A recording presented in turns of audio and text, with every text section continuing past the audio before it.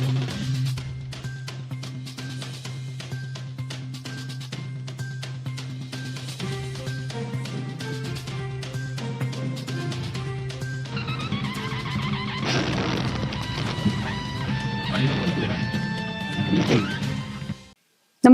आपण पाहता Hirkani news. Hirkani news प्रत्येक क्षण ताज्या घडामोडी आणि महत्त्वाच्या प्रत्येक बातमीसाठी नेहमी तत्पर. धुळे एसीबीची 40 गावात कारवाई. 7,000ची लाच घेताना जिल्हा परिषदेचा उपविभागीय अभियंता सहाय्यक सह जाळ्यात.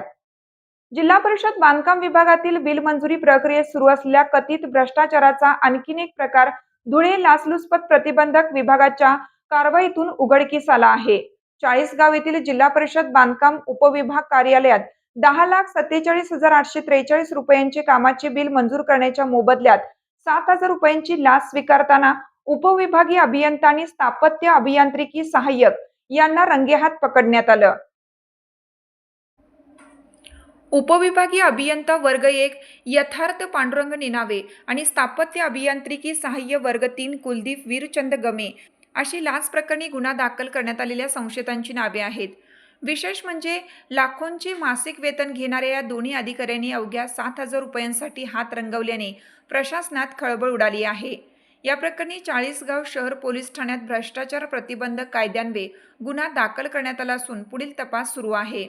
लाच प्रकरणातील तक्रारदाराच्या मित्राने शासकीय कंत्राटदार म्हणून 40गाव तालुक्यातील मौजे दहिवद येथील 15व्या वित्त आयोगामार्फत रस्ता काँक्रिटीकरण आणि गावहाळ गटार बांधकामाचे काम मंजूर करून घेतलं होतं. हे काम तक्रारदाराने प्रत्यक्षात पूर्ण केलं. संबंधित काम नियोजित मुदतीत पूर्ण झाल्यानंतर अधिकाऱ्यांकडून मोजमाप करण्यात आले.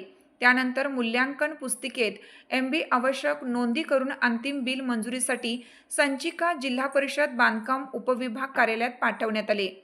कामाचे 10,47,843 रुपयांचे बिल मंजूर होणं अपेक्षित असताना ते मंजूर करण्यासाठी उपविभागीय अभियंता यथार्थ निनावे यांनी टक्केवारीनुसार लाचेची मागणी केल्याचा आरोप तक्रारदाराने केला आहे.